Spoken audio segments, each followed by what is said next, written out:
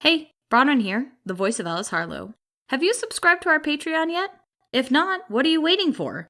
Our lowest tier is only $3 a month, or $36 a year, and will get you access to exclusive behind-the-scenes information and content. Higher tiers will get you early access to episodes and merch, blooper episodes, and super fun RPG one-shots. It's also an easy way to support us as independent artists and help us improve the quality of the show. So go now to patreon.com/stationarcadia and pledge what you can. And make sure to stay tuned at the end of this episode to hear about the Cryptozoology podcast, Across the Veil. Thanks, and enjoy episode 9, The Eternal Party. Welcome, anyone. When's the last time you really looked at the stars? You're listening to Station Arcadia.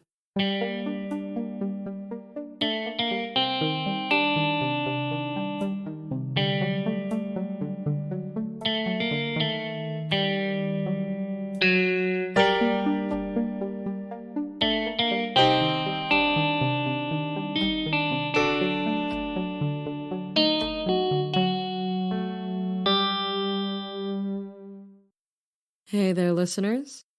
It's interesting to think that there could be people listening in from anywhere, even all the way over in the Ganon Islands or the Empire. I know that technically this island, drifts all over the world, but I always picture it as being just off the coast of Talsoria. That was where it was when I got here, I suppose. I think some of the others forget that I ever lived anywhere else. They always seem surprised when I talk about Talsoria. I guess I don't mention it much, but it's not like Zed talks about her time in the Empire either. Personally, I'm always forgetting that Lysol is from Talsoria. I'm not sure why they're still thinking about leaving. I know when they first found the station, they were actually on their way to the Ganon Islands, but still. They seem so in tune with this place. I mean, they're always hiding in the tucked away corners and fiddling with the decks. And I swear, the station maintenance bots are extra nice to them. Sorry. I think I've rambled enough. Let's get into it, shall we? Lights, music, colors flashing. Lights flashing, cameras flashing. People talk, people mingle, people dance. People drink, people eat, people dance. People take pictures, post on their feeds. Hashtag Eternal Party. Hashtag Twin Cities. Hashtag Shine Bright Talsoria. The music twists and spins, weaving its way between the bodies. Images flash on the wall, flickering in time. Everyone is smiling. Everyone is moving, a life in motion. Everyone is dancing, even when they're standing still. They say it's the heart of Talsoria, and they're right. They say it's the quintessential Twin Cities experience, and it is. They say it's unmissable. Well, how could you miss it? From the 99th floor, the rays of light flash over the entire city, and the ground below the building thrums with the bass. Not to mention the sign, lighting up the night sky that shouts the words in neon letters, "Join the Eternal Party." At the center of it all is a woman, vibrant and radiant. She floats through the rooms, mingling and dancing and smiling, always smiling. If the Eternal Party is the heart of the Twin Cities, then Kina is the heart of the party. She is captivating. She is as eternal as her domain. Day or night, sun or monsoon, she is always there. And she is always dancing. There used to be a girl named Mako. She grew up at the bottom of the social ladder in Jetter, Talsoria. Her dads worked all day, every day, before collapsing in their TV room at the end of the night. But somehow, their family never had a cent to spare. She resented the way her parents raced through life at the breakneck speed that Talsoria demanded, and yet never really seemed to get anywhere. But more than that, she was scared. Scared of how easy it would be to just end up like them. If she didn't break free somehow, she knew she'd end up working for the same pharmaceutical company her dad's worked at, and that her grandparents had worked at before them. Mako knew that everyone felt the future closing in on them sometimes, and that everyone was scared of turning into their parents. She knew that not everyone could be a superstar, but she also knew that some people did rise up from the crowd, emerging into something unique and special. And though she could see one possible future in the lines of her parents' faces, she could see another in the bright lights and towers of the Twin Cities. And she knew she was better. Better than her parents, better than her friends. She was destined for more. She had to be.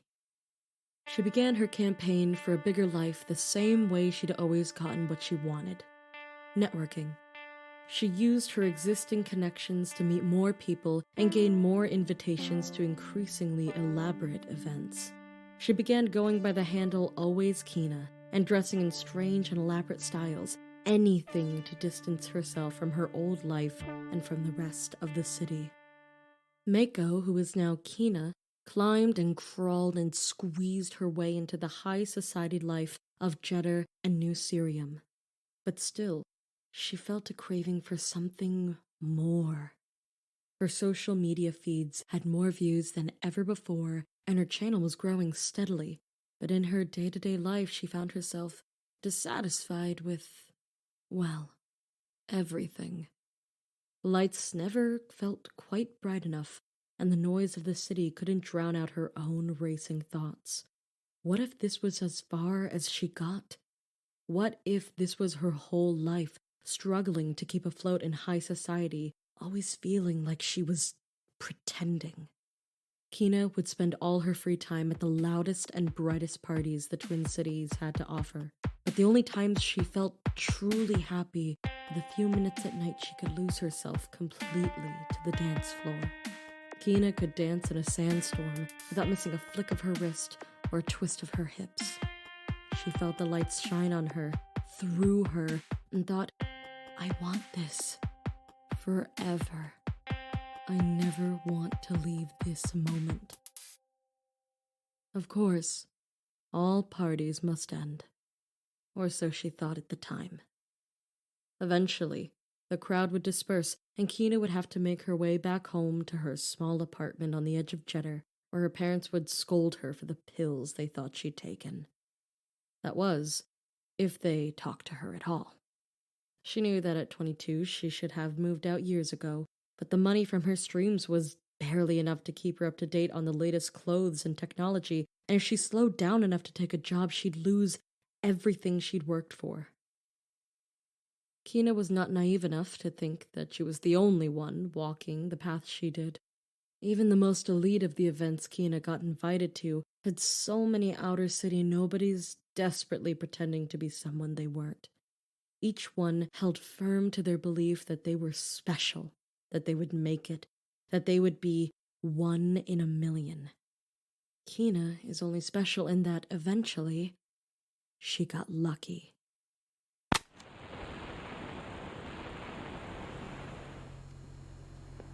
We're just gonna hang out for a little while. I'll see what information I can get, and then we'll head home, okay? Okay. Remember, always make sure you can see me, because that means I can see you. And don't leave ERIS. It should be a good place to find revolutionaries, or at least someone who can help me find one. You can hang out wherever, as long as I can see you. And don't get in the way. I won't. How'd you find this place anyway? Book club? Really? Yeah. Stitch's uncle runs it. He said we could come hang out anytime, so we're going now. Huh. Okay. Okay, we're gonna turn in here. But this is an alley. I thought you said this place was, popular. Yeah, but only to people who know how to find it. Come on. Okay. Come on, ERIS.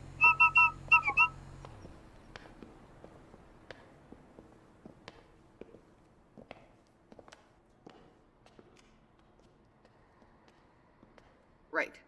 This should be it.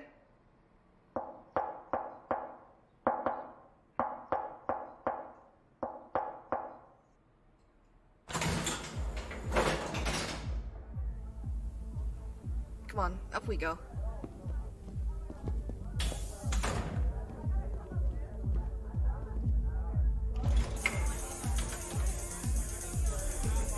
Let's go find a seat. Okay. I see one over there.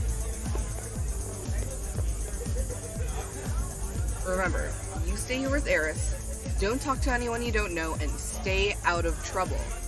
I'm gonna go walk around, see what I can find out. Good luck. Thanks. See you soon.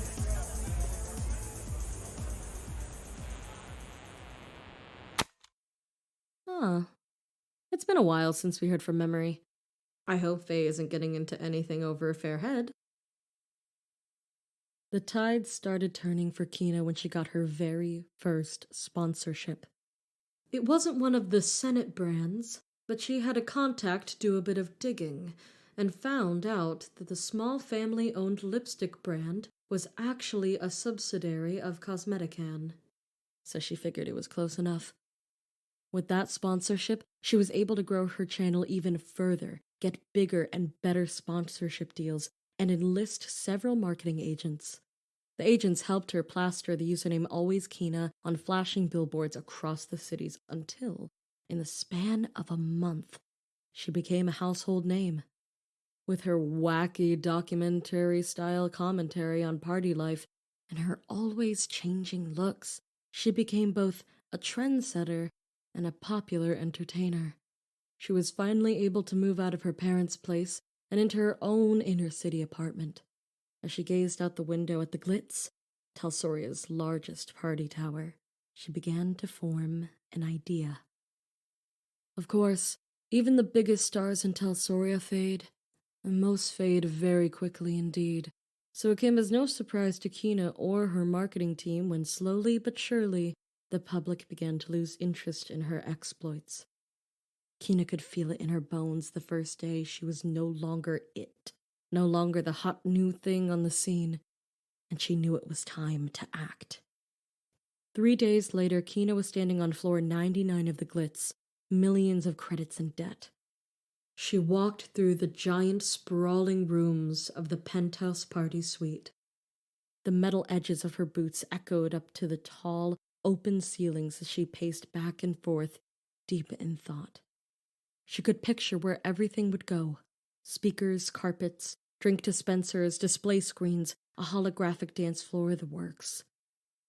A week later, all eyes were back on Kina when her idea was announced to the public. It helped that everything was stamped with the Cosmetic Can logo, because everyone knew that Senate corporations have their best interests at heart. At the grand opening of the party, the vice president of Cosmetic Can herself made an appearance, giving a speech and shaking Kina's hand in front of the massed media.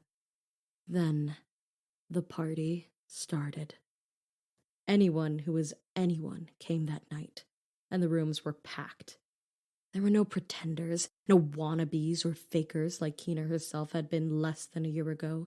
She made sure of that. Her parents, who of course had seen the news along with the rest of the nation, didn't even try to come. They knew by now what answer their daughter would give them if they asked. At first, Kina's eternal party, as it was dubbed, wasn't truly eternal. How could it be? Kina had to be there to play host. She insisted on it, and there were no drugs out there that completely eliminated the need for rest. So there was a scant 5 hours of downtime during the day where the party closed, and the halls cleared out. It was a necessary evil, but one that resulted in huge losses to Cosmetic Can, who profited off the hourly fees and Kina's makeup endorsements. Once, the company tried keeping the party going during those 5 hours by having a different host take over, much to Kina's displeasure. She could easily see herself being replaced by this bright, new influencer, this young man who needed fewer layers of makeup to hide the tired circles under his eyes. That night, she forewent her rest and entered her own party as a guest, her features completely disguised by the products she sold for a living. Kina knew every nook and cranny of the party halls and every little thing that could malfunction. This young man may have been the most charming host Cosmetic Can could find, but he had not yet mastered the skill of keeping his eyes everywhere at once. Kina was able to wreak such havoc on the party, there was never a daytime host again. Still, the incident ate at Kina. The party really should go 24/7, but if she didn't make sure to keep the marketing focus solely on her face, she could lose everything. She stewed in this problem for several weeks before she approached her sponsor company with a proposal. She barely got through the elevator pitch before they agreed. The first test subject didn't go so well. That was fine, as far as Kina was concerned. The subject was only slightly disfigured, and Cosmetic Can promised they do their best to restore the subject's face. Kina threw more money into the trials, and the cosmetic surgeons tried again. The second try was close, but she thought about how many camera close-ups she had to do in a day and ordered them to give it another go. She made sure to throw enough money at the first two subjects that they wouldn't cause her any trouble. The third and fourth ones were successful. Kina met them in person for the first time after they'd been released from the cosmetic surgery clinic in a back room of floor 99. She greeted them warmly with a genuine smile. Things were falling into place. It should have been uncanny to see two people that looked exactly like her, but she'd seen her face on too many screens for it to even register as strange. So she set about training her two doubles on the ins and outs of the eternal party. With two of them, she would finally have enough time to rest. She could afford to slow down once in a while without fear of falling behind or being replaced. After all, Kina would still technically be at the party, reigning over the proceedings.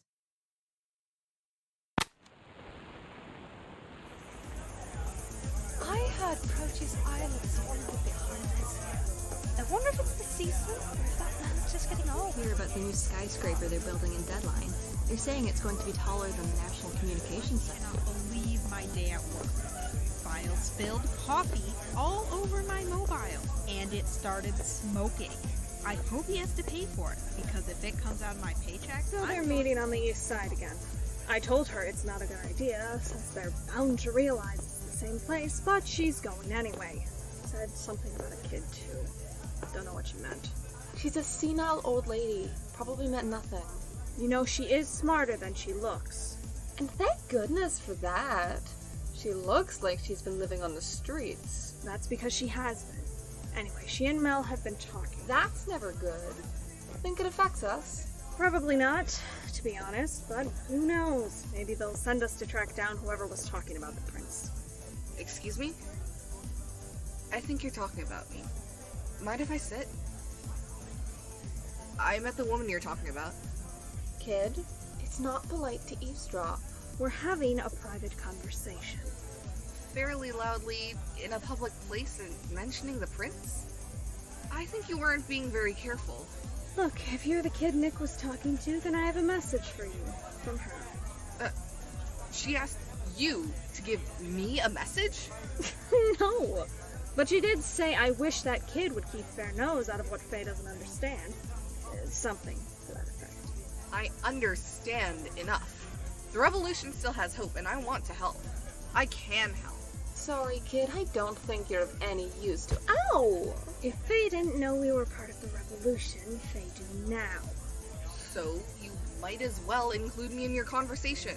I can be useful. Here's all I'm going to say.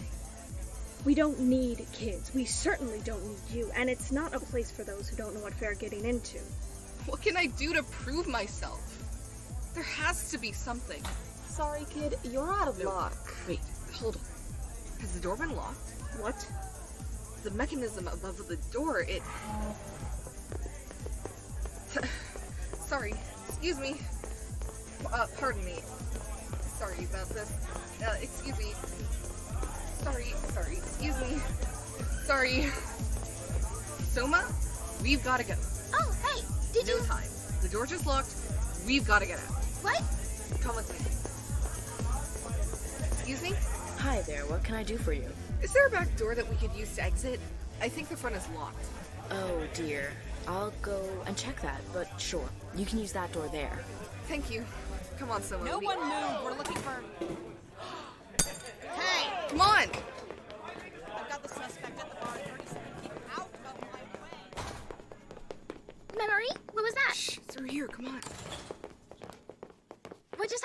I don't know, but I got all I needed. Are you okay? Yeah, Good. Let's go home. okay.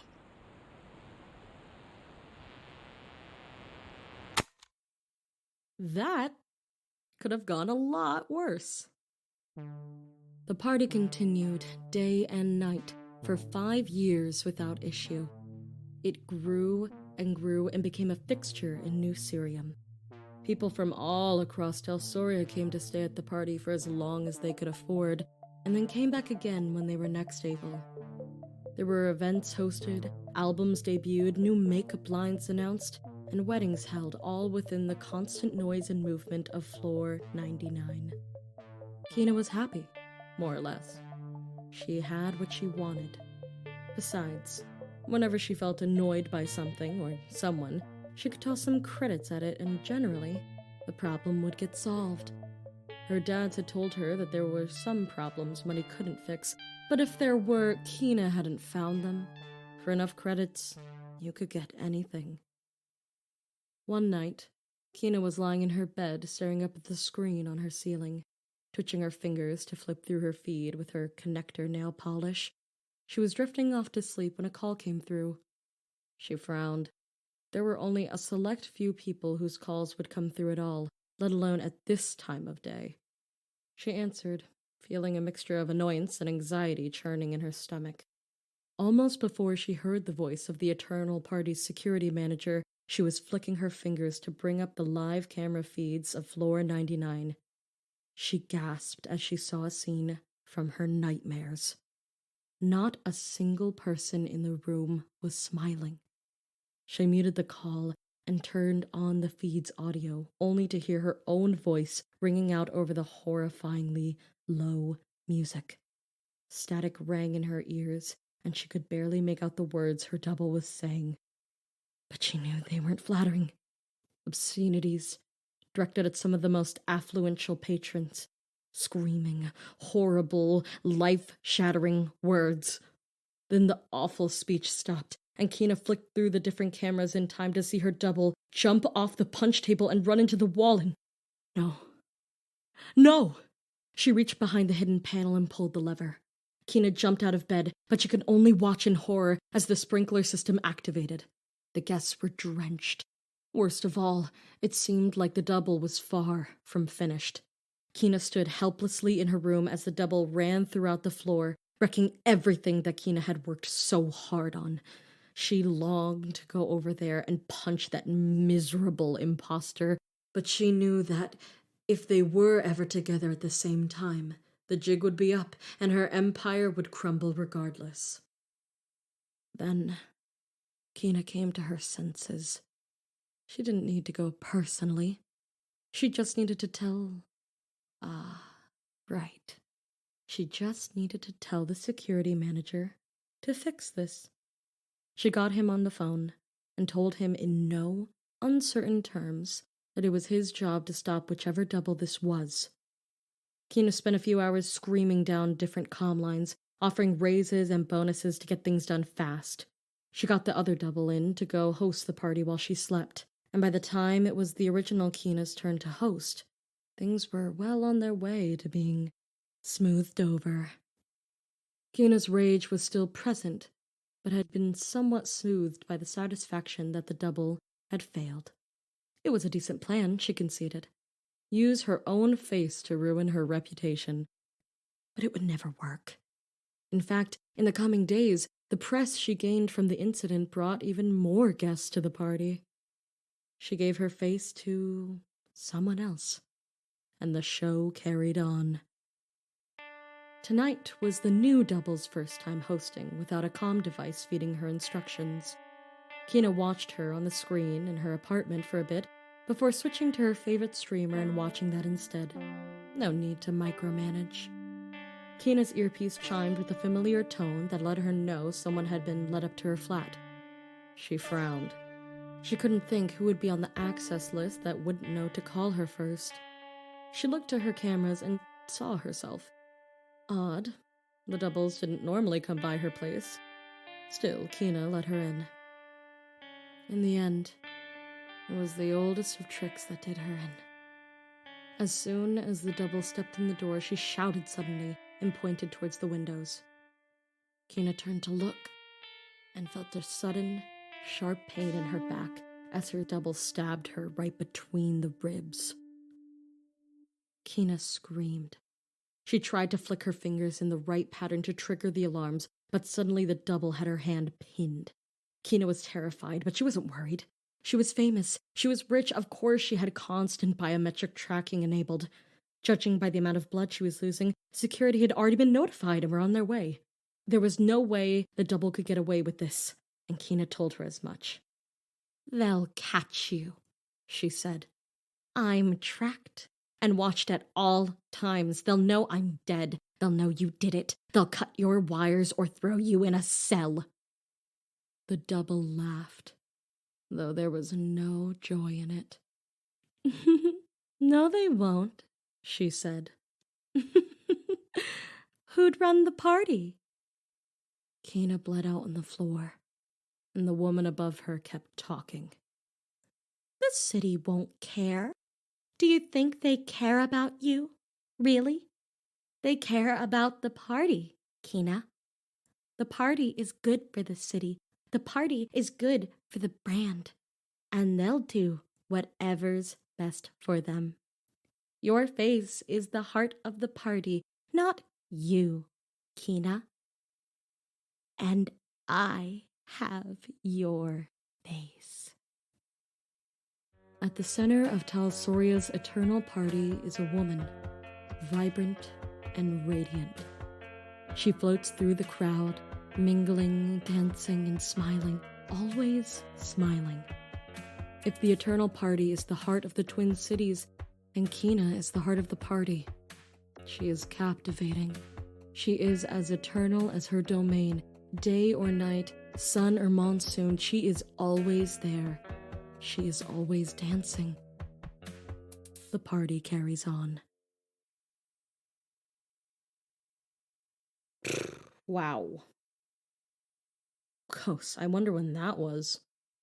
It's strange to think that someone could just be replaced like that and no one would notice. I mean, I always meant to go to that party someday, just to see what it was like. Not really my brand, but, sometimes things can just be for fun. Yeah? Theoretically. Well, from wherever you are to wherever we are, stay safe, stay moving, and stick close. You've been listening to Station Arcadia.